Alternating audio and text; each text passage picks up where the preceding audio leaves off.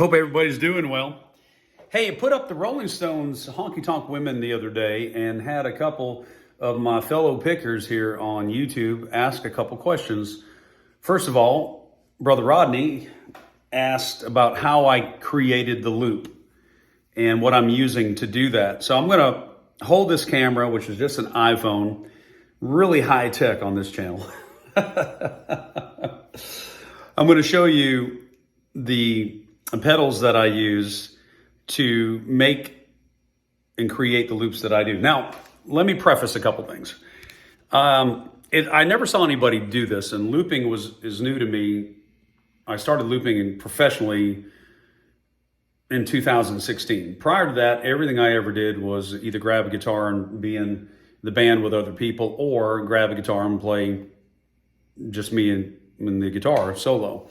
So I never had any accompanying tracks. I never had any tracks.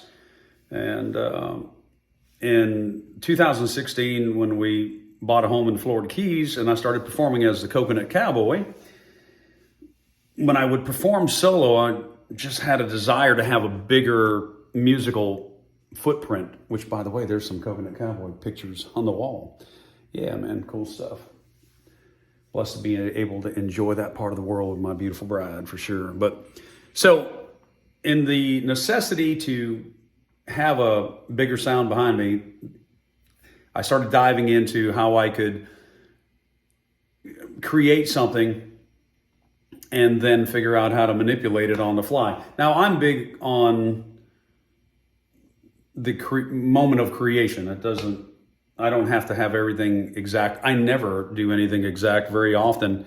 And, a lot of spontaneity, which is kind of cool. So I didn't want anything that saved a performance in the sense of to use it the following week or the next day or whatever. And, that first year as the Coconut Cowboy, I played 170 shows in 220 days. So I did a lot of music professionally down in the Keys.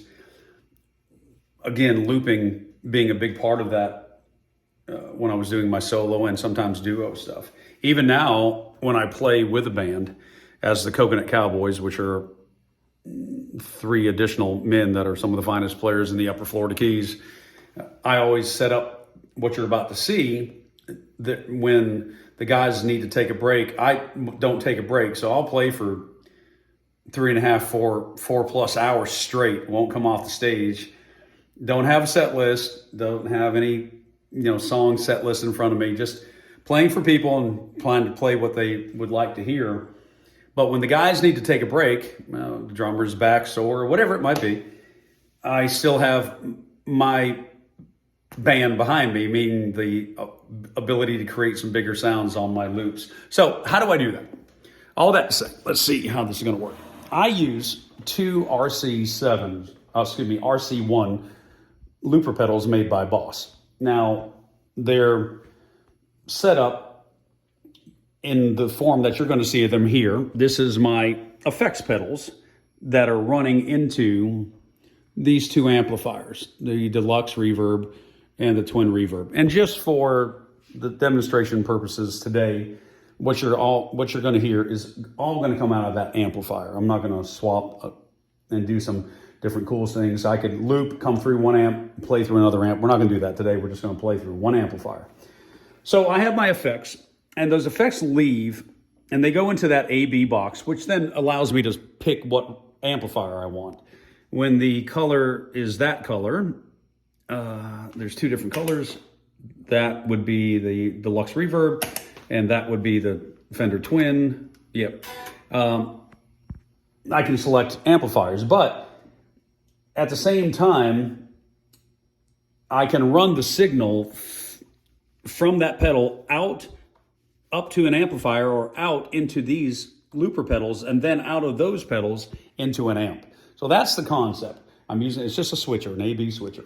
So what I do is pedal number 1, the one that's on the right, that is to attain the rhythm or the feel of the song percussively. So I engage that relative to the feel that I'm going to go for. So I'm going to try to do this for you all I don't know if this is going to work or not. Let's see if it does. Okay.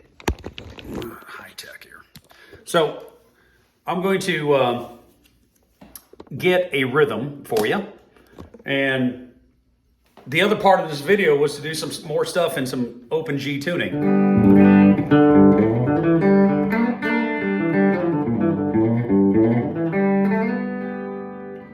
I was asked by Brother Mojo, who's been with me ever since the beginning, almost, well, let's say, I don't know, I think I started the channel in April of this year. He asked me, hey man, could you show some more stuff on the open G tuning? Listen, here's my recommendation for any open tuning stuff, but especially open G. Look it up how to tune it. Very simple to do, but the idea is strum it, it's an open G. And of course, any place you put the bar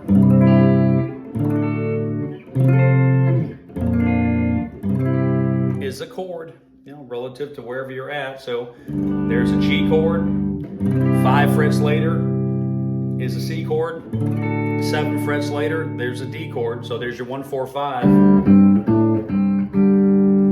And of course, there's other ways to get your 1, 4, 5.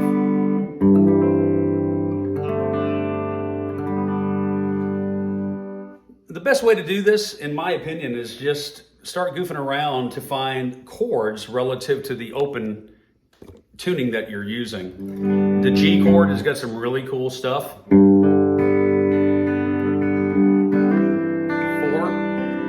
7 flat, 4.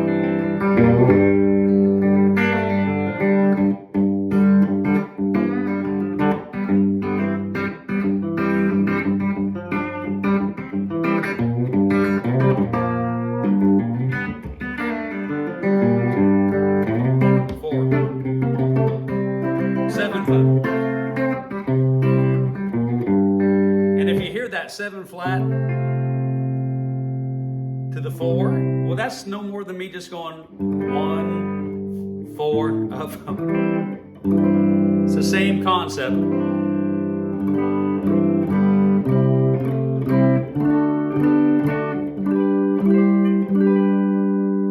And man, you just move a finger here and there and explore what you're hearing. Your ears will tell you what you're looking for.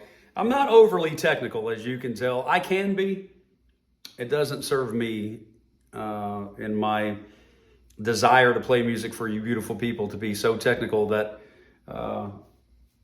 it becomes something of a professor level something. Not that I'm even capable of that, but at the same time, listen, each of you all have your ear to go by, and that's what I suggest. Listen, some of the finest players in the world are blind. They cannot see what they're doing, but they surely can hear it.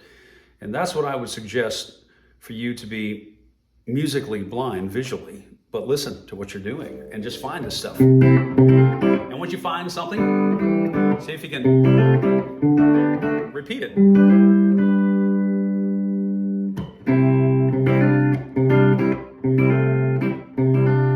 Just try moving your fingers around, see what you come up with. So, with that said, let's do a little Rolling Stone song again. We're going to do Brown Sugar. But let's get the beat on that first pedal. So there's the first pedal right there. Right? So I'm going to get the beat and watch what I do. That's the beat for Brown Sugar, right?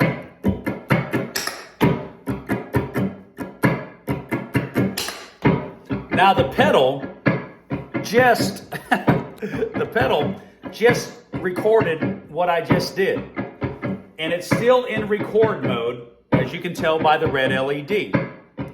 The Boss pedals have several different modes. You just have to learn which ones you're using. And what I would do, the next thing is I'd get the kick drum, because that kind of represents the hi-hat, right? And the snare. Then I get this.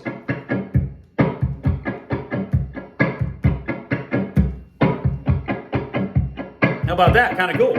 Then I would shut the red off by hitting the pedal one time.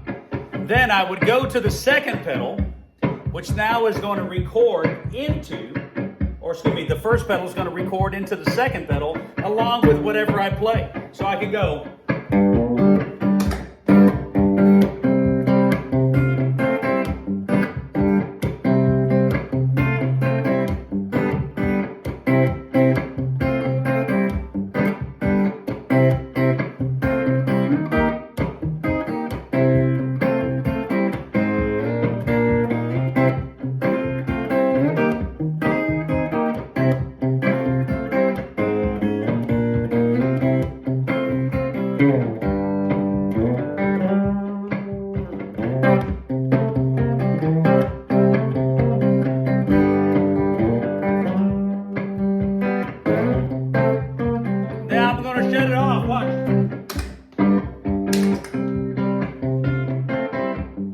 Now the second pedal just recorded both the first pedal and my guitar. How about that? Then I do this. Little reverb. Yeah.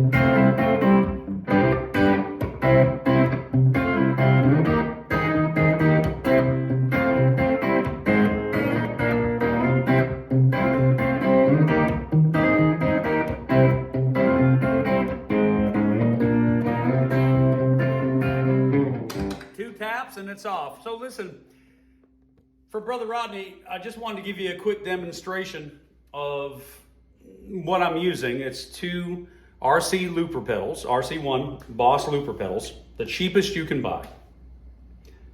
And the necessity for 2, I just reasoned with this little simple mind of mine that I wanted to have some kind of percussive thing, which I can do very fast. When somebody yells out a song, I can create a loop really fast. And with that in mind,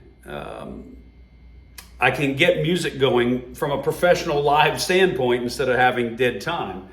So that helps me to get something flowing. But the second pedal was to capture a length of time. So normally on a rhythm pass, let's erase this real quick. I'm tapping the pedals down twice and holding on the second time and erasing the pedals. So I'm going to tap these pedals one time. I'm trying to keep myself in the frame, guys. This ain't easy to do. So here we go. There's the pedals, right? Can you see that? Yeah. So if somebody asks for, let's see, all right, honky tonk women like we did the other day, or start me up. Here, let's do that. So if somebody said, hey, play Start Me Up. So I would say, oh, how many Rolling Stones fans? And on that first pedal, this is what I would do. And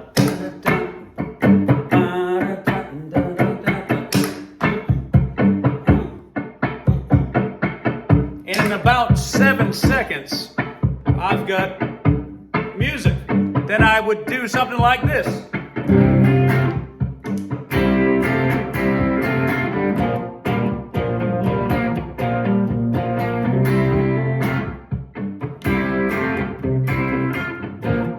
And then I might record it. If you start me up, but never stop.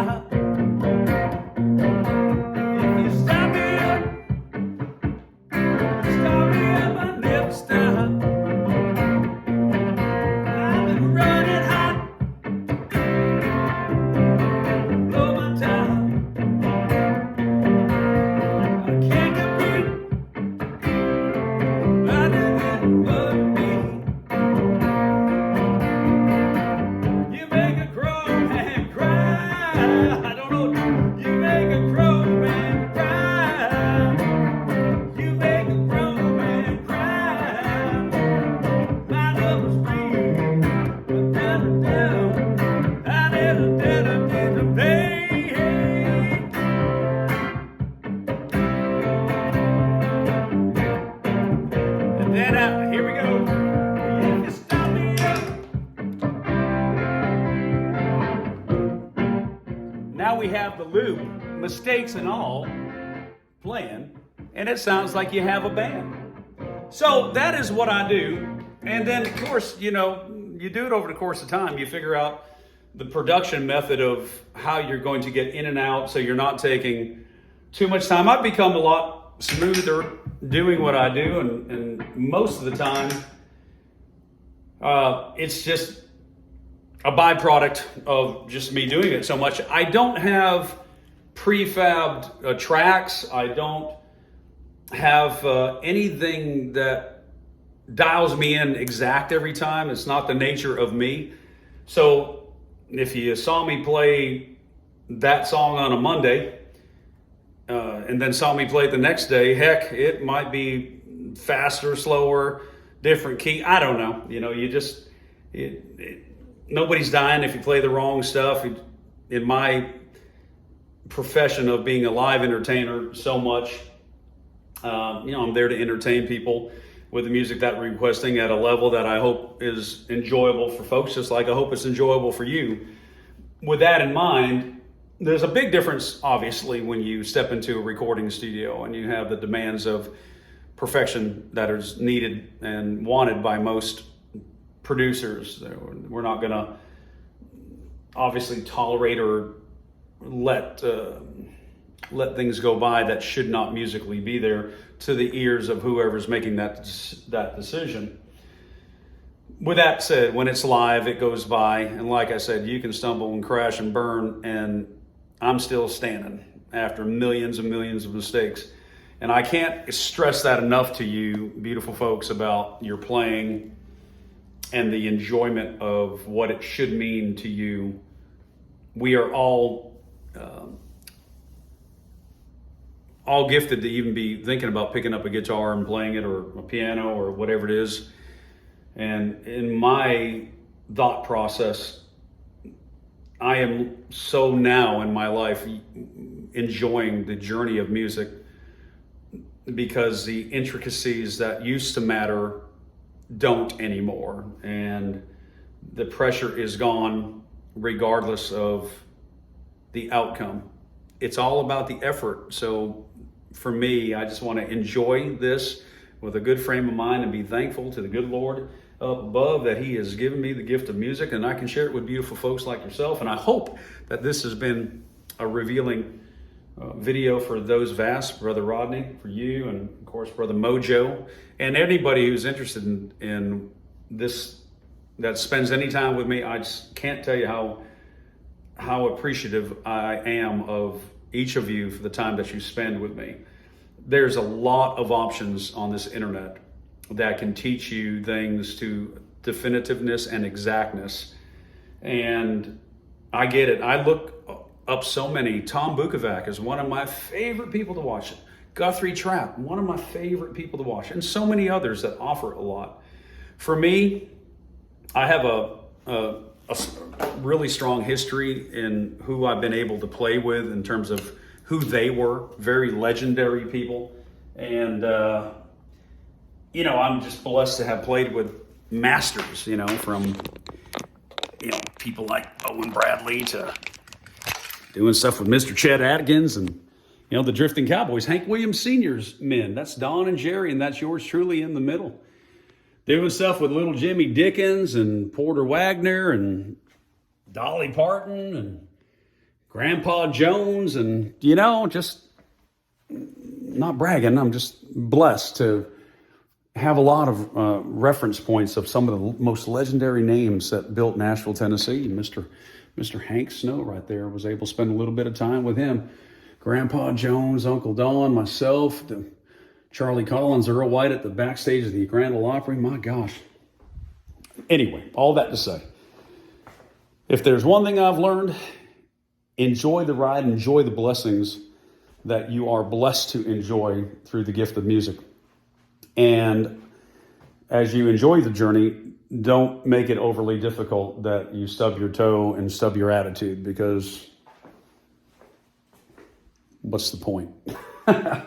Hope this was helpful.